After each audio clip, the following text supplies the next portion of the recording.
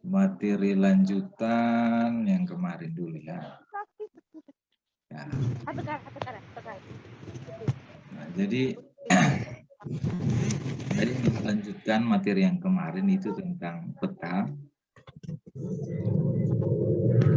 Jadi konsentrasi atau topiknya itu tentang dan atau garis dan garis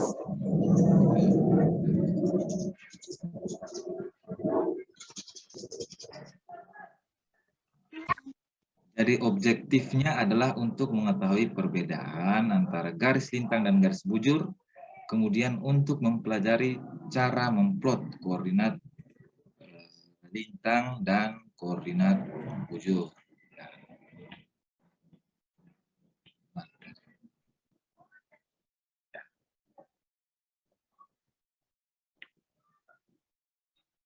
Jadi ini sekarang coba kalian yang kalian tahu ya, coba kalian tulis saja di kertas kalian ya, atau di mana yang penting kalian ini apa bisa itu.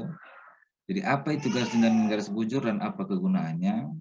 Ya materi ini pasti sudah dapat juga di SMA atau SMK, bahkan SMP itu sudah dapat ya.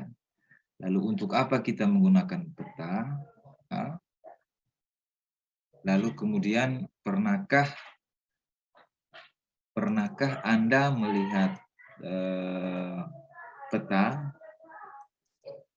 Lalu hal-hal apa yang Anda perhatikan di peta? Ini coba kalian tulis atau kalian dalam ya. Jadi latitude dan longitude atau lintang dan bujur. Jadi bumi dibagi menjadi banyak garis ya, yang disebut latitude dan longitude. Ini kalau kalian lihat garis latitude itu yang ini, garis lintang ya. Ini garis lintang. Lalu kemudian yang ini adalah garis bujur ya, garis atau longitude tadi. Nah, jadi garis lintang ini dia membentang dari timur ke barat ya. Jadi berjalan sejajar satu sama lain dan mengukur jarak dalam derajat. Jadi dia bagi pembagian itu, garis yang sudah dibagi itu ukurannya adalah dalam derajat ya. Lalu garis khatulistiwa atau ekuator berada pada 0 derajat. Nah, ini tadi latitude. Nah. Kemudian ekuator ya, atau garis khatulistiwa. Jadi garis khatulistiwa itu berada pada garis lintang 0 derajat. Kalau kalian lihat, semua garis lintang sejajar dengan garis khatulistiwa baik utara maupun selatan. Jadi garis lintang tadi atau latitude tadi dia sejajar dengan garis ekuator ya, garis khatulistiwa. Nah, ini garis ekuator. Nah, apa itu garis lintang ya? Jadi garis yang membentang, ini jawabannya ya. Ini coba kalian berpikir dulu. Garis yang membentang ya dari jawaban kalian seperti apa? Itu ke barat dan sejajar dengan khatulistiwa. Jadi dengan ekuator berada di 0 derajat. Jadi kalau kalian lihat ini jawabannya dari utara ke barat ya. Apa itu garis lintang? Berarti garis yang membentang north, dari north atau utara ke barat dan sejajar dengan khatulistiwa ya. Jadi ini latitude dan seterusnya. Yang berikut garis bujur atau longitude lines ya. Jadi garis bujur ini dia membentang utara dan selatan, lalu berjalan sejajar satu sama lain dengan mengukur jarak dalam derajat. dan meridian utama berada pada 0 derajat. Ya, garis meridian ya. Ya, ini tadi latitude ya. Lalu prime meridian tadi ya. Ya, apa itu prime meridian atau meridian utama ya. Jadi meridian utama itu adalah 0 derajat bujur. Nah, garis imajiner ini dia melintasi Inggris, Prancis, Spanyol, Afrika Barat dan Antartika. Jadi semua garis bujur berjalan sejajar dengan meridian utama. Jadi ini adalah garis meridian ya. Untuk nilainya itu kan 0 derajat bujur ya. Jadi 0 derajat bujur. Kalau yang ini tadi ekuator ya, garis ekuator atau garis khatulistiwa. Nilainya juga derajat 0 derajat ya. Jadi kalau meridian dia sejajar dengan longitude atau garis bujur. Sedangkan untuk ekuator dia sejajar garis latitude atau garis lintang ya. Ini garis lintang, ini garis bujur, nah, ini garis ekuator, dan ini garis meridian ya. Nah. Jadi kini kalian lihat ya, ini peta dunia ya. Nah, ini peta dunia. Jadi kalau kita lihat letak astronomis Indonesia, ini Indonesia ya. Itu kan dia terletak pada koordinat 95 derajat hingga 141 derajat bujur timur ya, bujur timur. Kalian lihat ini adalah garis 100 derajat bujur timur ya. Jadi kira-kira 95 derajat itu ada di sini ya, garis 95 derajat bujur timur. Jadi hingga 141 bujur timur ya. Ini adalah garis bujur, garis 141 bujur timur tadi. 140 bujur timur tadi. Jadi kira-kira dia 141 ini berbatasan dengan Papua New Guinea. Nah, lalu 6 derajat lintang utara hingga 11 derajat lintang selatan. Nah, ini kalian lihat ini ekuator. Ya. Ini merupakan garis 20 derajat lintang utara. Jadi 6 derajat itu kira-kira di sini. Kalau paling utara Indonesia punya itu Pulau W ya. Ya itu kira-kira di sini. 6 derajat hingga 11 derajat lintang selatan. Nah ini kalian lihat ini adalah garis lintang selatan 20 derajat ya. Nah, 11 itu ya pas di sini kira-kira. Di Pulau di Rote ya. Kira-kira seperti itu. Nah, itu contohnya. Jadi ini apa itu garis bujur atau longitude line tadi? Ya ini tadi ya garis yang membentang dari utara ke selatan. Sejajar dengan meridian utama ya, itu garis bujur. Ini dia.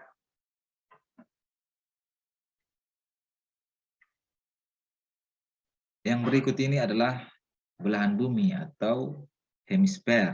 Nah, jadi dengan menggunakan garis khatulistiwa dan meridian tadi, ya, khatulistiwa, ekuator atau meridian utama tadi untuk bujur, kita dapat membagi dunia itu menjadi 4 belahan. Jadi ada utara, ada selatan, ada timur, dan barat. Ini kalian lihat hemisfer ini medan bumi ini. Kalau ini dibagi seperti ini ya, dibagi ini berpotongan. Jadi ini adalah wilayah bagian barat, ini adalah wilayah bagian timur. Jadi ini dibagi untuk mendapatkan wilayah bagian timur dan wilayah bagian barat. Nah, lalu ini dipotong seperti ini kalian lihat ya, horizontal ini secara horizontal. Jadi di bagian atas ini adalah utara, wilayah bagian utara, belahan bumi utara, lalu ini adalah belahan bumi selatan. Nah, jadi ada 4 belahan bumi, jadi ada wilayah bagian utara, selatan, ya, timur, dan barat. Nah, nah,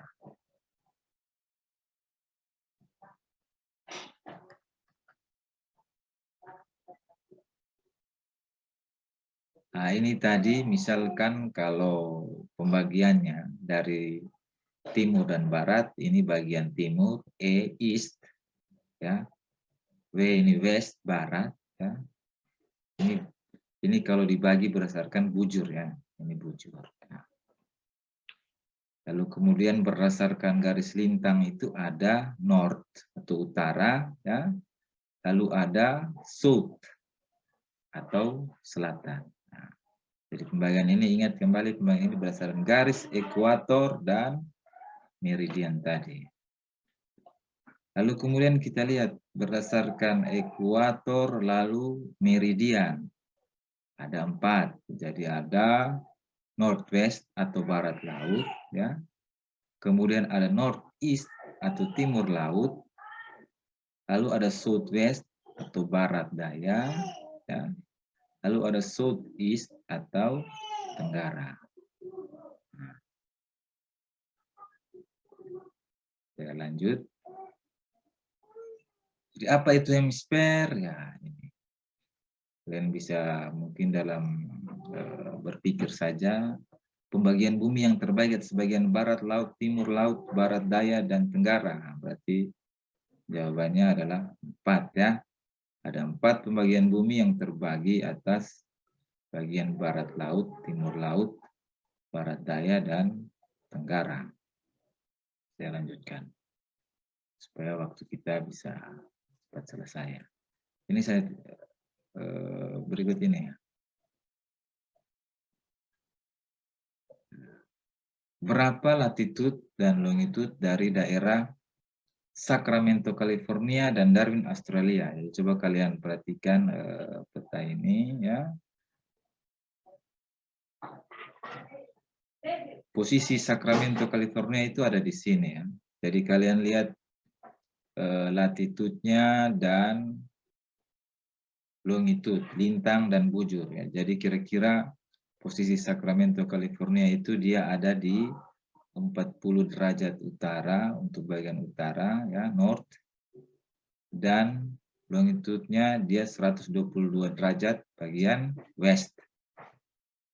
Jadi dia masuk ke daerah northwest. Jadi ini tadi kan ini northwest, ini northeast, ini southwest, ini southeast, tenggara, barat laut, barat. Ya, lanjut, ya. Jadi itu untuk contoh untuk Sacramento, California. Sekarang kalau yang Darwin, kalian lihat posisi Darwin, Australia itu di sini. Jadi ini kira-kira garis bujurnya dan garis lintangnya. Jadi kita dapat untuk garis lintangnya dia berada di 20 derajat bagian selatan, ya. Lalu kemudian untuk longitude-nya atau bujurnya dia berada di 140 derajat bagian timur. Nah, jadi latitude, saya kembali lagi, untuk garis lintang, ya, dia membagi utara dan selatan. Kalau garis bujur, dia membagi barat dan timur. Bagaimana kalau potongannya ekuator dan meridian? Nah, itu tadi ada northwest, northeast, southwest, dan southeast, ya. Contoh lagi, misalkan Mount Everest, ya, Mount Everest. Itu posisinya kira-kira ada di sini, ya, Mount Everest. Jadi dia untuk lintangnya dia ada di 10 derajat bagian selatan, ya. Lalu untuk bujurnya dia ada di 70 derajat bagian barat, ya. Contoh lagi ini misalkan kota Lima di Peru. Jadi ini 30 derajat bagian utara untuk lintangnya, lalu bujurnya atau longitudenya itu 80 derajat bagian timur. Nah, saya lanjut ya. Jadi ini ringkasannya. Ini apa perbedaan antara Crescentius Ossebano? Silakan. Baik Pak, makasih Pak. Empat belahan bumi itu terbagi dari utara, timur, selatan, dan barat. Oke ya, mantap. Coba mungkin bisa lanjutkan ke pertanyaan berikut. Itu yang membentang 0 derajat dari timur ke barat itu apa? Lalu yang membentang 0 derajat dari utara ke selatan itu apa? Ya. Apa ya? Terkait garis lintang dan garis bujur untuk peta. Sekarang yang berikut ini untuk topografi ya, peta topografi maps ya. Jadi objektifnya itu untuk mempelajari tentang peta topografi, lalu mempelajari tadi dasar-dasar pemetaan seperti garis kontur, interval, kemudian kita mempelajari aturan kontur. Jadi ini mungkin kalian coba berpikir sendiri ya, dalami sendiri dulu ya. Jadi menurut Anda apa itu topografi dan kira-kira jenis topografi di wilayah kampus Fakultas Teknik Unira itu bagaimana? Apakah itu curam atau datar, bukit atau gunung? Ini kalian bayangkan saja ya. Bayang, saya lanjut. Ya, ini kita lihat. Jadi ini topografi itu adalah secara ini dia adalah bentuk daratan. Lalu menunjukkan bentuk permukaan bumi dengan menggunakan garis kontur. Kalau kalian lihat gambar ini ada satu gunung batu ya. Ya, kalau dilihat dari atas ya atau menggunakan garis kontur itu seperti ini. Kira-kira elevasinya, garis elevasi, garis kontur tadi ya. Itu kira-kira seperti ini. Jadi kalian lihat kalau di sini ya ini kan bulatan ya. Pasti bulat. Nah, jadi yang di dalam area ini pasti rata ya. Di atas ini ya. Sedangkan ini garis ini misalkan dia menggunakan ada interval ya. Ini terlalu kecil, ini kira-kira interval per 100 kemungkinan per 100 meter. Jadi kalau kalian lihat garis yang ini ya itu sangat rapat ya. Artinya dia sangat curam ya. Secara realnya ini ya, dia curam ya. Kemudian ini yang merupakan areanya ya, lahan di sekitaran gedung. Perwakilan konturnya seperti ini. Jadi yang di sini kalian bisa lihat ada perbedaan jarak ya. Dan perbedaan nilai elevasi ya. Itu dulu. Itu secara umum ya. Jadi topografi adalah bentuk daratan dan yang menunjukkan bentuk permukaan bumi dengan menggunakan garis kontur. Jadi bentuk permukaan realnya seperti ini ya. Dimodelkan untuk mendapatkan garis konturnya itu seperti ini. Kalian bisa lihat di gambar. Saya lanjutkan. Jadi apa itu peta topografi yang tadi ya? Peta yang menunjukkan apa? Ini kalau kalian lihat di sini ini ada jawabannya. Coba kalian pikir ya. Peta yang menunjukkan permukaan bumi dengan menggunakan garis kontur. Jadi jawabannya adalah bentuknya. Jadi peta yang menunjukkan bentuk permukaan bumi, bentuknya ya, dengan menggunakan garis kontur.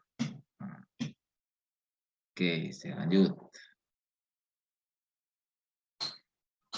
Apa itu garis kontur? Jadi kalau garis kontur itu adalah garis khayal yang menghubungkan titik-titik yang ketinggiannya sama di atas atau di bawah permukaan laut.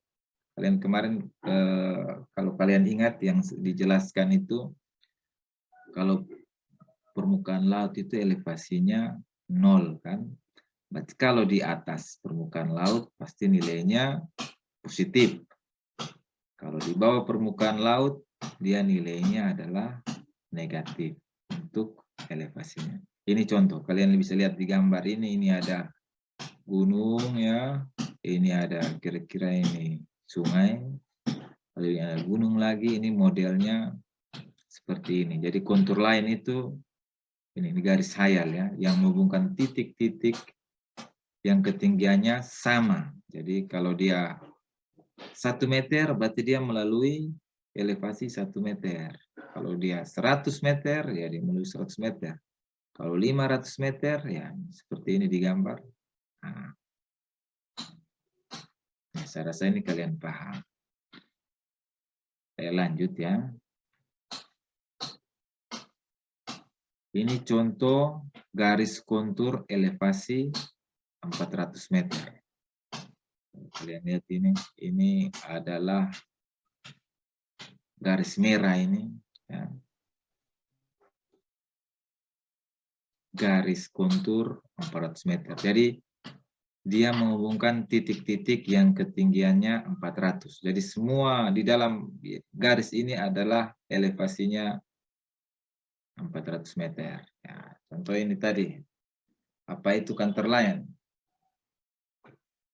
Garis khayal yang menghubungkan titik-titik yang ketinggiannya, ini jawabannya kalian lihat di sini, di answer bank-nya, di atas atau di bawah permukaan laut. Jadi jawabannya adalah apa?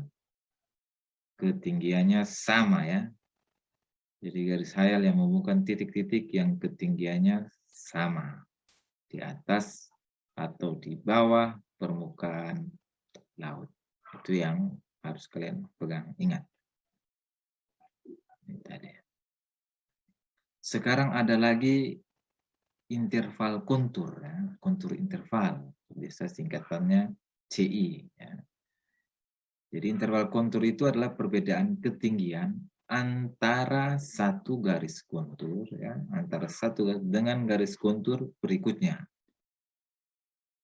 Jadi interval kontur adalah perbedaan ketinggian atau beda elevasi, perbedaan ketinggian itu kan beda elevasi, antara satu garis kontur dengan garis kontur berikutnya.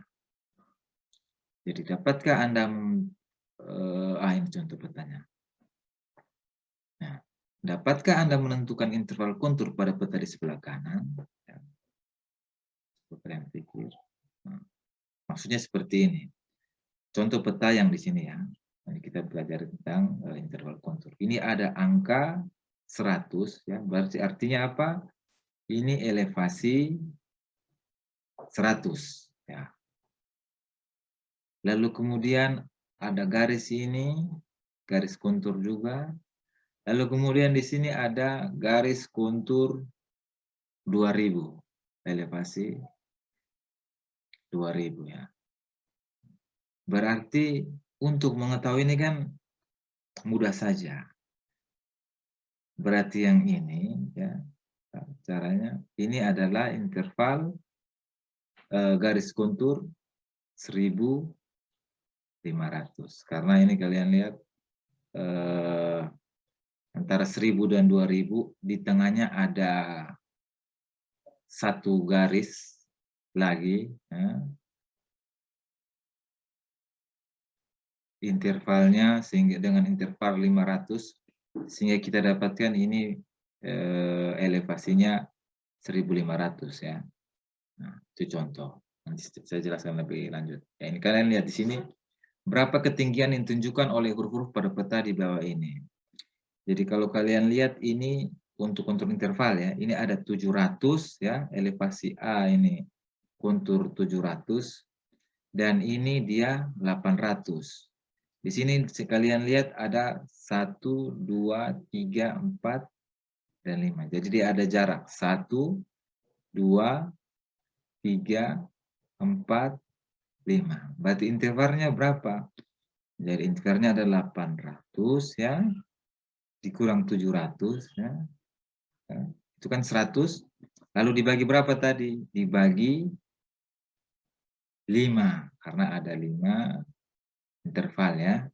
Jadi dapatlah intervalnya adalah 20. Berarti ini kita bisa tahu bahwa ini elevasinya 700, ini 720, ini 740, yang ini 760, yang ini 780, dan ini 800. Nah, jadi tadi jawaban kontur interval apa?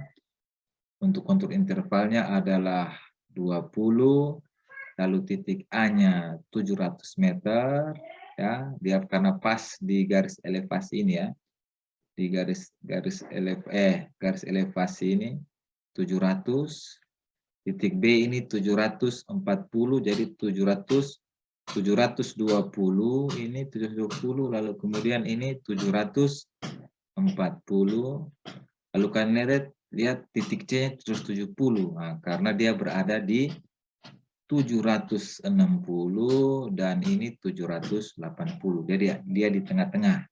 Di tengah-tengah berarti antara 60 dan 80 dia 770. Ya.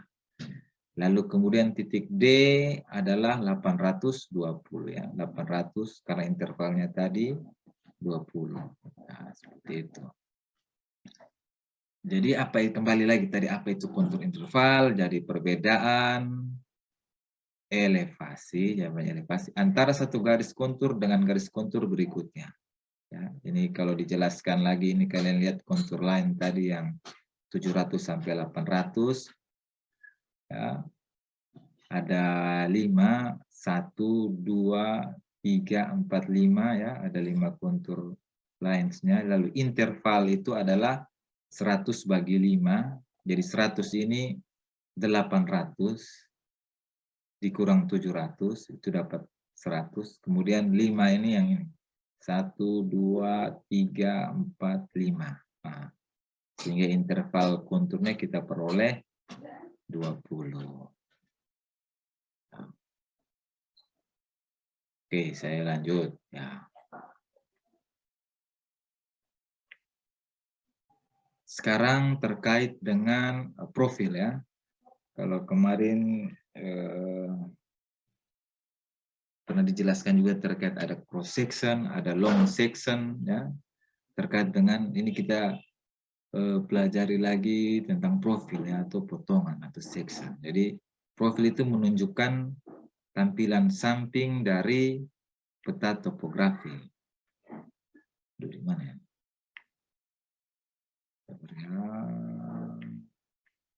Ya ini.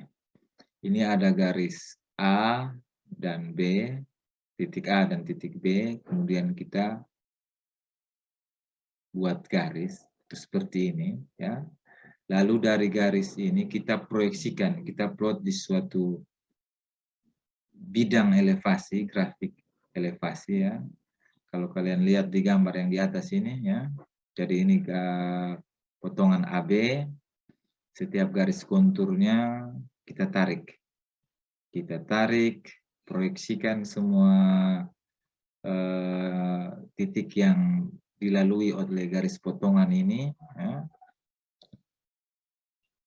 Dari terhadap elevasinya kita dapat suatu bidang samping modelnya seperti ini. Jadi proyeksi dari bentuk tampak atas ini, garis elevasi ini atau kontur ini, proyeksi ke tampak sampingnya. Ya.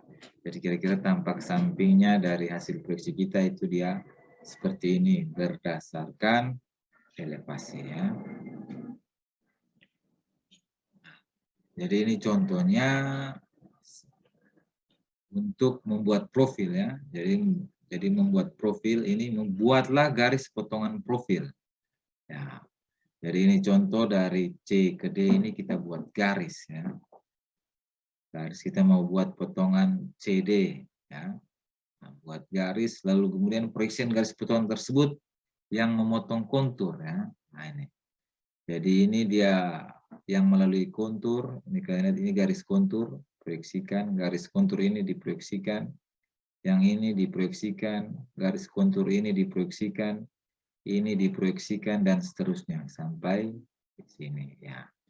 Setelah itu record elevasinya berdasarkan garis elevasi yang dipotong. Nah, jadi kita dapatkan ini. Untuk ini dia elevasi 300, 290, dan seterusnya, ya. Nah, setelah kita sudah record elevasi berdasarkan garis kontur yang dipotong, kita lanjutkan ke step 4 itu, plot elevasi tersebut pada grafik elevasi. Yang kalian lihat ini ada grafik elevasinya, ini ada jarak. Nah, ini ada jarak, ini ada elevasi. Jadi kita plot kembali tadi. Ini lihat tadi, ya. Jadi ini 300, lalu ini 290, lalu ini 280, dan seterusnya. Nah, setelah kita plot, kita dapatkan titik-titik ini, lalu kita gambarkan garis yang melalui poin elevasi. Ini Sylvester Hiburdin. Sylvester Hiburdin. Yuk kalau rokok, lu kasih mati video, ya. Yuk jangan cari hal.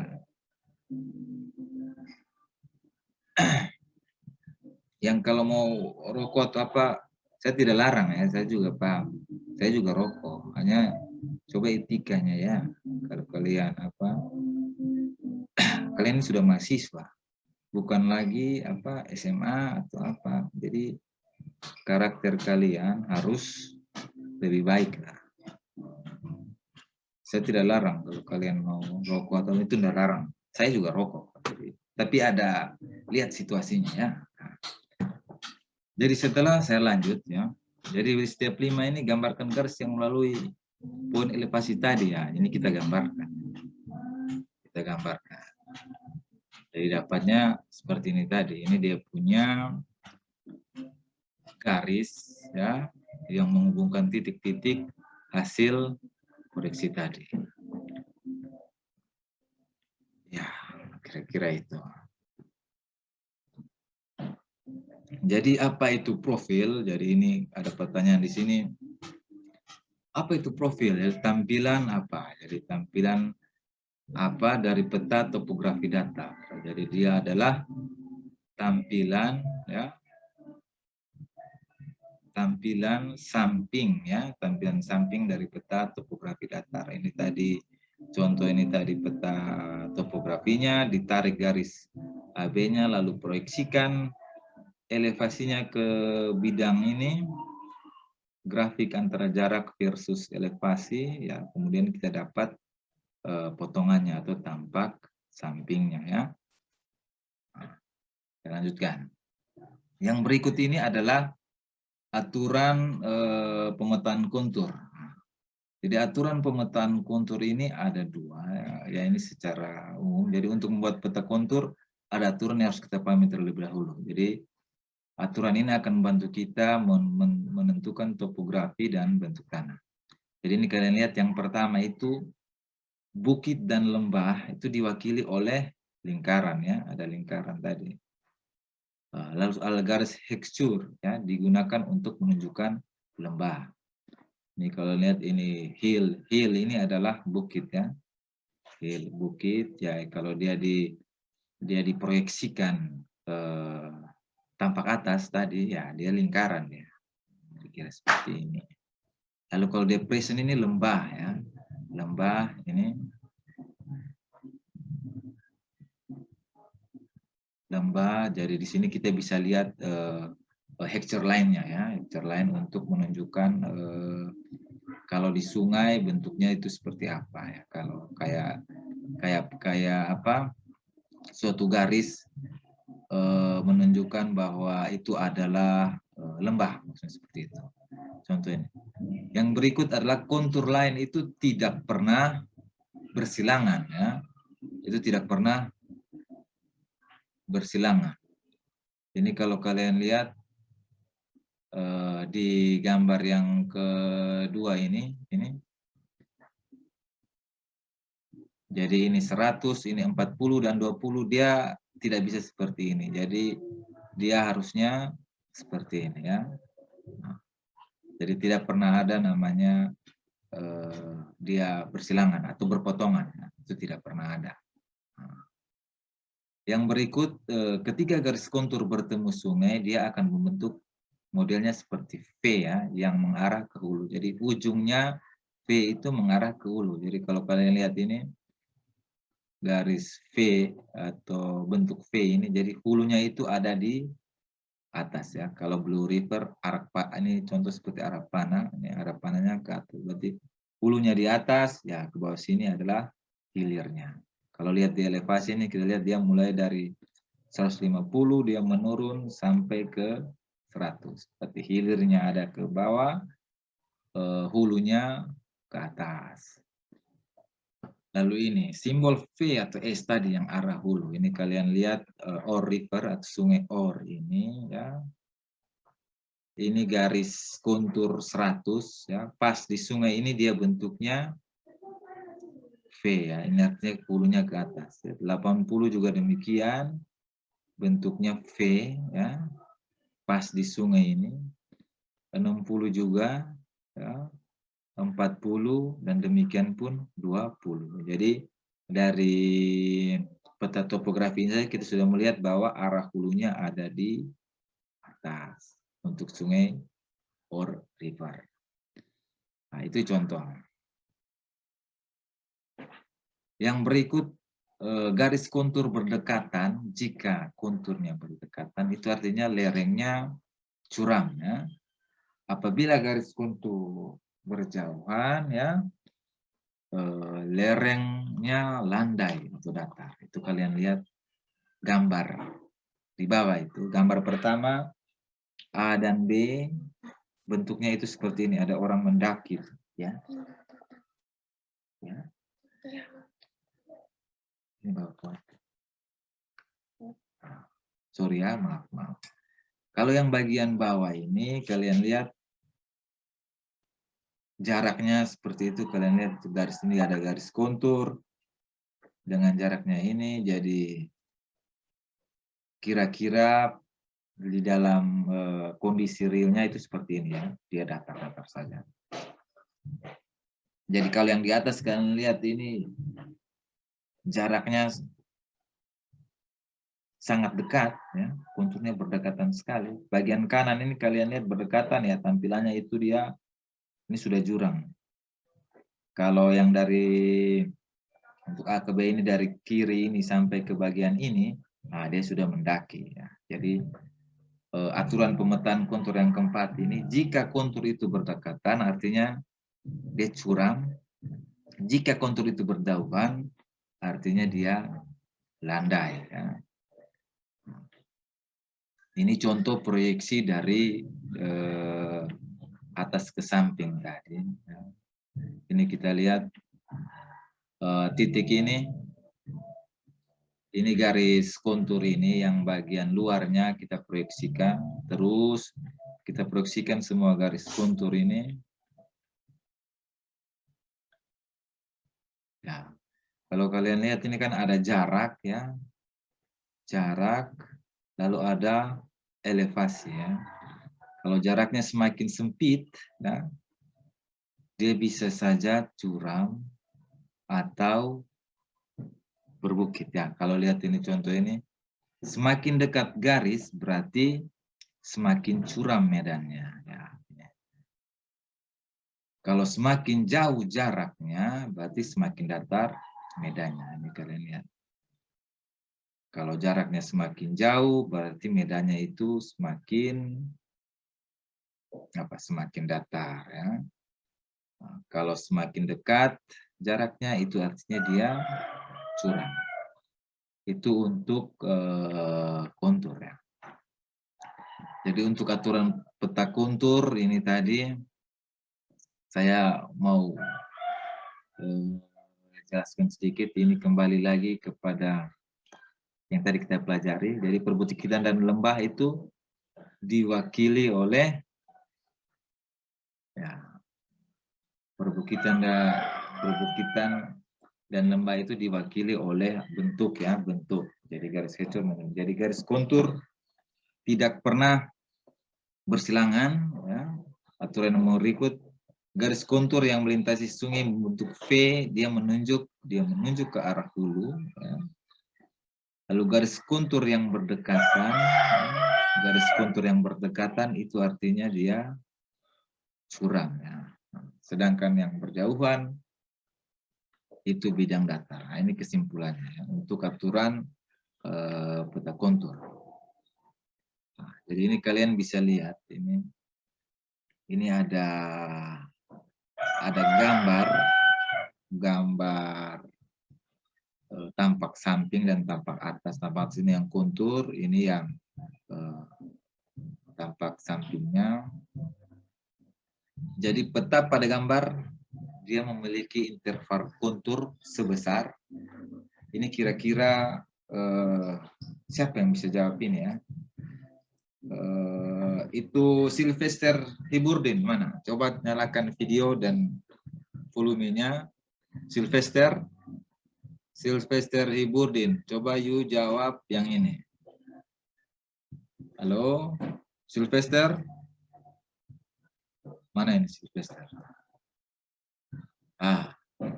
Sylvester, sekarang you lihat pertanyaan 1 itu. Pertanyaan nomor 1 itu peta pada gambar ya. Coba you lihat peta pada gambar ini, dia memiliki interval sebesar kira-kira berapa? Coba.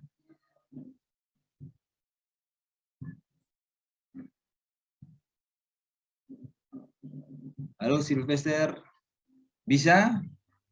Bisa atau bingung? Bapak. Halo. Kira-kira bisa? Bisa Sylvester? Bisa jawab? Yang dari yang peta AB ini, Pak. Ya, you lihat ini apa? Gambar ini di atas ini ya. Gambar di atas ini Tidak. kan ada kontur kan dari 0 sampai 125 ini ya.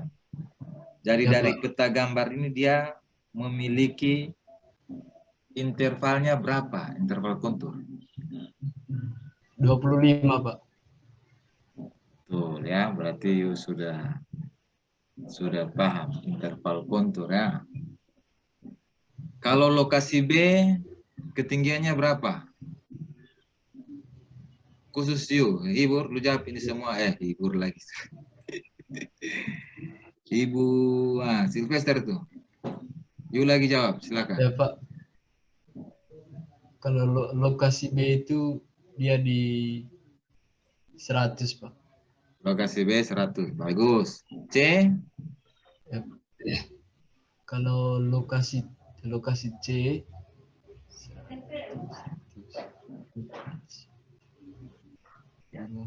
Lokasi dia C. di 0, Pak. Ya, bagus. Jadi lingkaran di peta ini mewakili lingkaran di peta ini mewakili gambar kontur dari tidak, lu gunung yang lihat. di sebelahnya. Kok itu answer bank-nya ada di situ. Jawab berdasarkan answer bank tuh. Yang answer bank tuh bisa lihat. Oh iya, Pak. Jadi lingkaran di peta ini mewakili perbukitan, Pak. Perbukitan. Ya, bagus ya. Mantap. Jadi saya rasa kalian semua untuk materi lanjutan ini sudah bisa paham ya. Tapi saya kasih kesempatan mungkin ada dari kalian yang mau bertanya.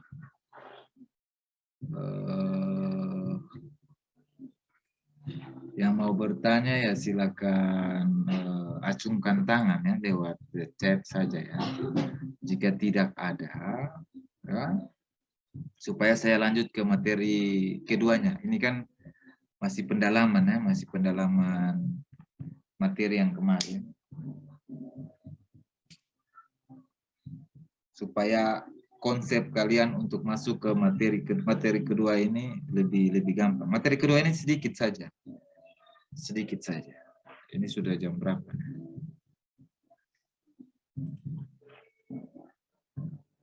Saya coba share lagi yang